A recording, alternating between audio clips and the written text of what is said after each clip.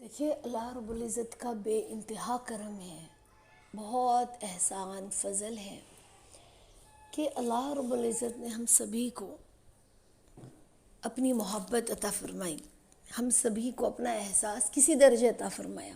یہ فضل اللہ کا، جس کے دل میں اللہ کی محبت نہ ہو تو وہ دل ہی کیا دل ہے، وہ زندگی کیا زندگی ہے، وہ جینا کیا جینا ہے، وہ سانسیں کیا ہی سانسیں ہیں، سمجھ رہے ہیں؟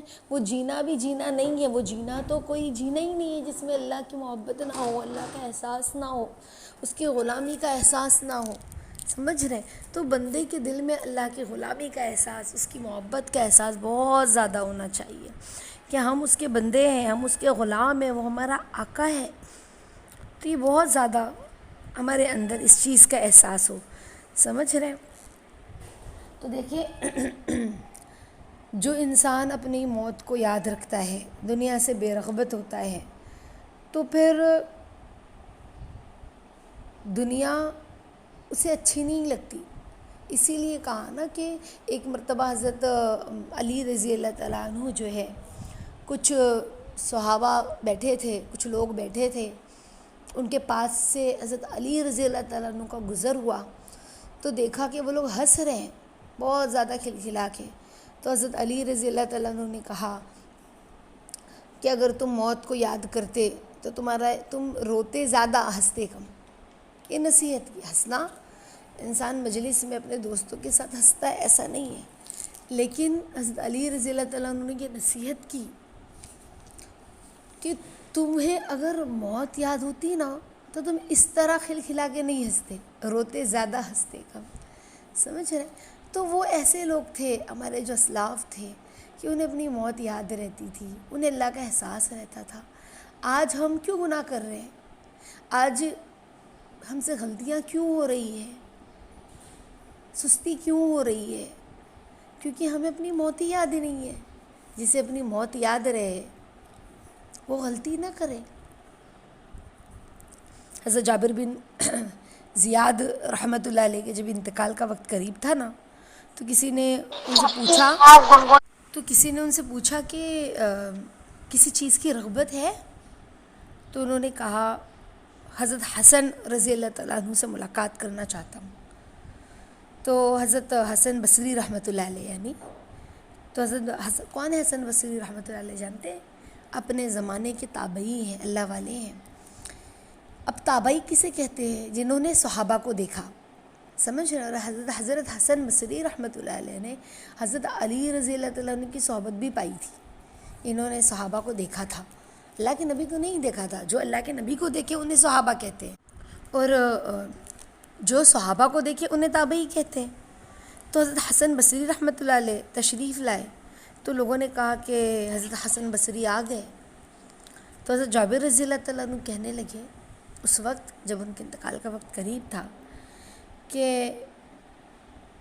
بھائی یہ تو رخصت کا وقت ہے، اب میں جا رہا ہوں اور یہ خبر بھی نہیں ہے مجھے کہ میں جنت کی طرف جا رہا ہوں یا جہنم کی طرف جا رہا ہوں۔ یعنی کتنا احساس انتقال کے وقت میں بھی، سمجھ رہے ہیں؟ آج اکثر یہ دیکھا جاتا ہے نا کہ لوگ دنیا سے رخصت ہو رہے ہیں تو کیا باتیں کر رہے ہیں، اس کو بلا دو، اس کو بلا دو، فلاں کا حق دے دینا، فلاں سے ملنا ہے۔ لیکن ان کا معاملہ کیسے لوگ تھے یہ؟ حضرت تمیم داری رحمۃ اللہ علیہ، اللہ تعالیٰ شانہ، وہ فرماتے ہیں نا کہ اللہ رب العزت جو ہے وہ ملک الموت سے فرماتے ہیں کہ میرے فلاں ولی کے پاس جاؤ اور اس کی روح لے کر آؤ، میں نے اس کا خوشی میں اور غم میں دونوں میں امتحان لیا اور وہ ایسا نکلا جیسا میں چاہتا تھا، تاکہ دنیا کی مشقتوں سے اس کو راحت مل جائے، سمجھ رہے؟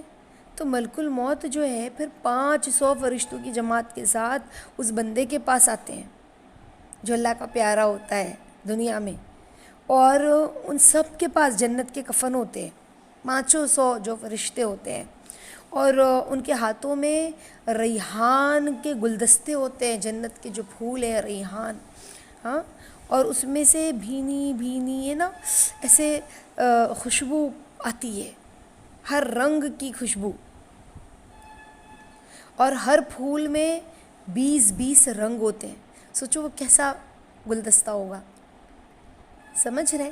20 رنگ، اور ہر پھول میں الگ خوشبو، ایک سفید ریشمی رومال میں مہکتا ہوا مشک ہوتا ہے. ملک الموت جو ہے وہ اس کے سرہانے بیٹھ جاتے ہیں، جس کا جو اللہ کا پیارا ہوتا ہے، اور فرشتے اس کو چاروں طرف سے اس وقت گھیر لیتے ہیں، اور ہر عضو جو اس کا ہوتا ہے، اس کا ہاتھ، اس کا پیر اپنے ہاتھ پر رکھتے ہیں، اور یہ جو مشک والا رومال ہے نا، اس کی تھوڑی کے نیچے رکھتے ہیں فرشتے، اور جنت کا دروازہ اس کی نگاہوں کے سامنے کھول دیا جاتا ہے. اور پھر ایسا ہوتا ہے اس بندے کے ساتھ کہ اس کے دل کو جنت کی نئی نئی چیزوں سے بہلایا جاتا ہے. سمجھ رہے؟ جیسے کہ بچے کے رونے کے وقت اس کے گھر والے اسے مختلف چیزوں سے اس کے دل کو بہلاتے ہیں نا، کبھی حوریں سامنے کر دیتے ہیں، کبھی وہاں کے پھل، کبھی عمدہ عمدہ لباس. سمجھ رہے؟ ایسے جیسے بچے کو ہم انجیکشن لگانے جائیں تو بچے سے بات کرتے ہیں، دیکھو بیٹا یہ چاکلیٹ یہ بھی لے لو، دیکھو یہ میں نے لالی پاپ بھی ہے یہ بھی لے لو. کیسا ہوتا ہے؟ اس کو بہلاتے ہیں. ایسے اب روح نکلنے کے وقت تکلیف ہوتی ہے نا، تو جو جنتی ہوتا ہے اس کو اللہ رب العزت فرشتے اس طرح سے جو ہے بہلاتے ہیں، جنت دکھلاتے ہیں. یعنی ہر چیز اس کے سامنے آ جاتی جنت کی، دکھتی ہے. اس کی حوریں جو اسے ہے، یعنی اس کی بیویاں ہیں، اس کے غلام یعنی ہے نا، وہ خوشی میں کودنے لگتے ہیں. وہ دیکھ رہا ہے کیسے خوش ہو رہے ہیں وہاں پر سب لوگ. سمجھ، یعنی سارے منظر کو دیکھتا ہے وہ، اور اس کی روح جو ہوتی ہے نا بدن میں پھڑکنے لگتی ہے خوشی سے کہ مجھے جانا ہے میرے رب کی طرف. اللہ اکبر. جیسے کہ پنجرے میں جانور نکلنے کو پھڑکتا ہے نا، ایسے. تو ملک الموت اس بندے سے کہتا ہے جس کی روح نکلنے والی ہوتی ہے نا، اس سے کہ اے مبارک روح چل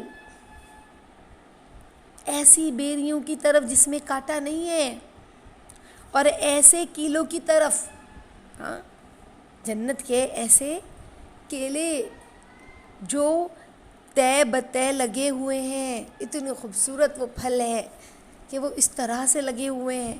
اور ایسا سایہ تجھے جنت میں ملے گا جہاں پہ بہت خوبصورت اور گہرا اور وسیع پانی ہے، بہہ رہا ہے.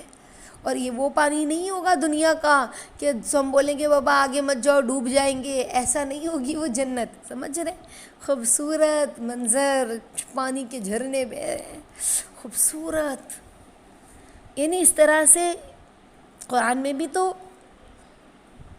چند منظر کی طرف اللہ نے اشارہ کیا ہے نا، وَسِدْرٍ مَحْضُورٍ وَطَلْحٍ مَنضُودٍ، ہے نا، وَظِلٍّ مَحْدُودٍ وَظِلٍّ مَمْدُودٍ. اس طرح سے تو ملک الموت ایسی نرمی سے اس سے بات کریں گے نا، جیسے کہ ماں اپنے بچے سے بات کرتی ہے نا، ایسے.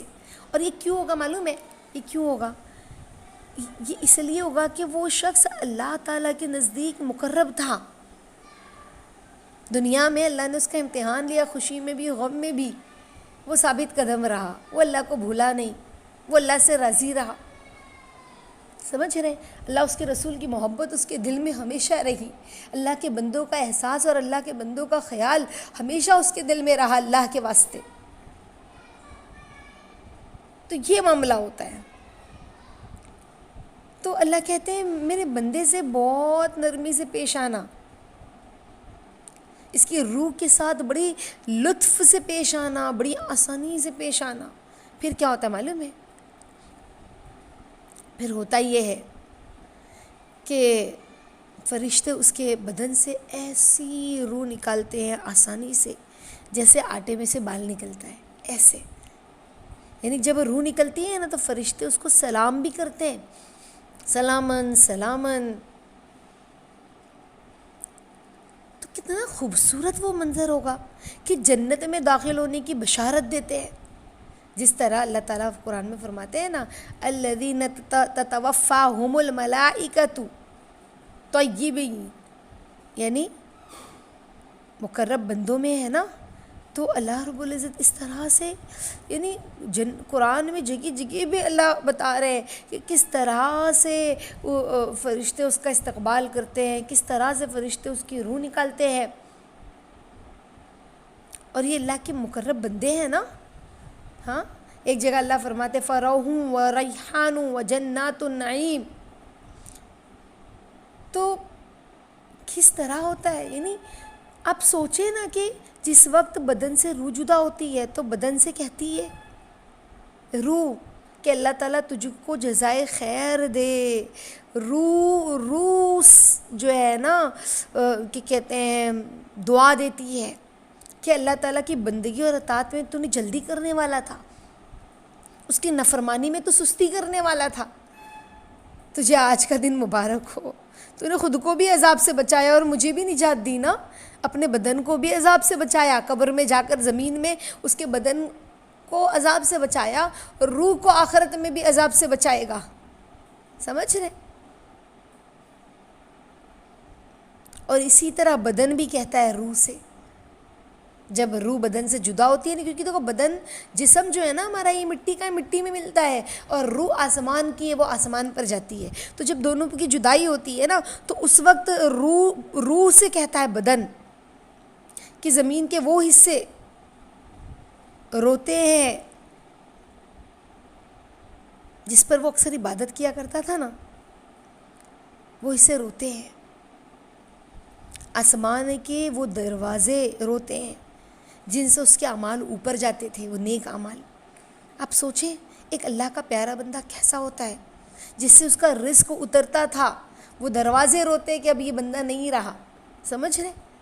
یعنی کیا معاملہ ہوتا ہے. اب سوچیں ہے ہم ایسے، ہم اپنے آپ کو چیک کرتے جائے بچیوں بہنوں. اور اس کے بعد کیا ہوتا ہے جانتے ہو، 500 فرشتے میت کے پاس جمع ہوتے ہیں، اور جب اسے نہلاتے ہیں، اس کو کروٹ دیتے ہیں، تو فرشتے فوراً اس کو کروٹ دینے لگتے ہیں. جب اس کو کفن پہناتے ہیں نا تو اس سے پہلے فرشتے کفن اپنا پہنا دیتے ہیں. جب وہ خوشبو ملتے ہیں نا دنیا میں میت کو، اس سے پہلے فرشتے اپنی خوشبو لا کر اسے مل دیتے ہیں. اور اس کے بعد وہ اس کو جس دروازے سے قبر تک لے جاتے ہیں نا، تو فرشتے اس دروازے سے قبر تک قطار لگائے ہوئے کھڑے ہو جاتے ہیں استقبال کے لیے. اس کے جنازے کا دعا استغفار اس جو بندے کر رہے ہیں، فرشتے بھی اس دعاؤں میں، اس استغفار میں شامل ہو جاتے ہیں. اور یہ سارا منظر دیکھ کر کیا ہوتا ہے جانتے ہو، جب ایسے نیک لوگوں کے ساتھ معاملہ ہوتا ہے نا تو شیطان اتنا روتا ہے کہ اس کی ہڈیاں ٹوٹنے لگتی ہیں.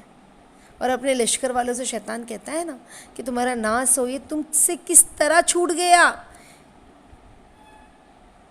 تم نے اس پر محنت نہیں کی، یہ بچ کیسے گیا.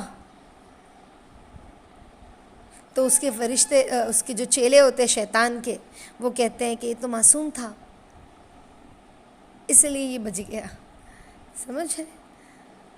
تو کیا معاملہ ہوتا ہے، آپ لوگ سمجھ رہے ہیں بات کو، کیسا منظر ہوتا ہے. ملک الموت پھر جب روح پر لے جاتے ہیں تو جبرائیل علیہ السلام 70,000 فرشتوں کے ساتھ استقبال کرتے اس روح کا آسمانوں پر. اور فرشتے جو ہیں نا اللہ تعالیٰ کی طرف سے بشارتیں دیتے ہیں، خوشخبری دیتے ہیں. اور اس کے بعد جب ملک الموت اس کو عرش تک لے جاتے ہیں نا اس روح کو، تو وہاں پہنچ کر وہ روح سجدے میں گر جاتی ہے. اللہ تعالیٰ فرماتے ہیں پھر اس روح سے، اے میرے بندے کی روح، اس روح کو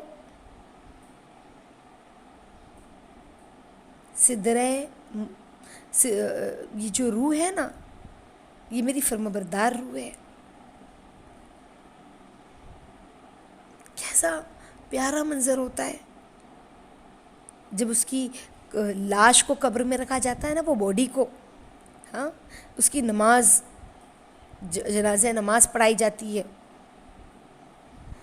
پھر اس کو قبر میں ڈالا جاتا ہے. تو قبر میں جانتے ہو کیا معاملہ ہوتا ہے، اس کے ایک طرف نماز آ کے کھڑی ہو جاتی ہے، بائیں طرف روزہ آ کے کھڑا ہو جاتا ہے. قرآن پاک کی تلاوت وہ کرتا تھا نا، اللہ کا ذکر کرتا تھا، تو وہ سر کے طرف آ کر کھڑا ہو جاتا ہے. سمجھ رہے؟ اور جس طرح وہ نماز پڑھنے کے لیے اپنے قدم اٹھاتا تھا، جماعت کے ساتھ اگر نماز پڑھتا تھا یا قدم اٹھا کر وہ جو جاتا تھا مصلی تک، تو وہ جو فرشتے ہیں نا، وہ جو اس نے قدم اٹھائے ہیں، ہاں، وہ پیر کے پاس آ کر کھڑے ہو جاتے ہیں. کیسا معاملہ ہے. صبر جو ہے وہ قبر کے ایک جانب آ کر کھڑی ہو جاتی. جو دنیا میں اس نے کیا تھا، لوگوں کو معاف کیا تھا، آج کیسے ہم گھبرا جاتے ہیں، آپا کب تک صبر کروں، کیسے صبر کروں. یہ سب ہمیں قبر میں دیکھنے ملے گا. جو بھی صبر کیا ہے، معاف کیا ہے، نبھایا ہے. اس کے بعد قبر عذاب جو ہے نا، اس کی قبر میں اپنی گردن سے نکلتا ہے، مردے تک پہنچنا چاہتا ہے. جو عذاب قبر ہوتا ہے وہ نکلتا ہے، لیکن وہ اگر دائیں جانب آتا ہے تو نماز کہتی اس سے دور ہو جا. یہ شخص خدا کی قسم دنیا میں ہمیشہ مشقت اٹھاتا رہا، ذرا بھی راحت سے سویا نہیں. یہ نماز ایسے کہتی ہے. تہجد میں اٹھتا تھا، اللہ کے سامنے روتا تھا، 5 وقت نمازیں پڑھتا تھا، فجر میں اپنی میٹھی نیند قربان کر کے اٹھتا تھا. پھر وہ بائیں جانب سے آتا ہے عذاب تو روزہ اس سے کہتی اسے دور ہٹ. پھر وہ سر کی طرف سے آتی ہے تو تلاوت اور ذکر اس کو روکتے، دور ہٹ جا، ادھر تیرا راستہ نہیں ہے. یعنی جس جانب سے بھی وہ آتا ہے، اس کی عبادتیں، اس کا صبر، اس کا ذکر، اس کا روزہ، جو بھی اس نے کیا تھا سب اس کو پروٹیکٹ کرتے ہیں قبر میں. اس لیے کہ اللہ کے ولی کو ہر جانب سے عبادتوں نے گھیر رکھا ہوتا ہے نا. وہ دنیا میں جیتا ہی ایسا ہے. وہ عذاب عاجز ہو کر واپس چلا جاتا ہے. پھر جانتے ہو اس کے بعد جو صبر ہے نا، جو ایک کونے میں کھڑا تھا، ان عبادتوں سے کہتا ہے کہ میں اس انتظار میں تھا کہ اگر کسی جانب سے عبادت کی کسی قسم کی کمزوری ہوتی نا، کچھ عبادت میں کمی ہوتی اور عذاب آنے لگتا اور وہ ہٹا نہ سکے عبادت اسے، تو پھر میں آ کے مزاحمت کرتا، میں لڑتا. اسی لیے میں کونے میں کھڑا تھا. مگر الحمدللہ تم نے تو مل کر اس عذاب کو دور کر دیا. وہ صبر کہتا ہے اب میں جب اعمال نامہ تلے گا نا تو اس ترازو کے وقت اس کے کام آؤں گا. اس کے بعد کیا ہوتا ہے جانتے ہو؟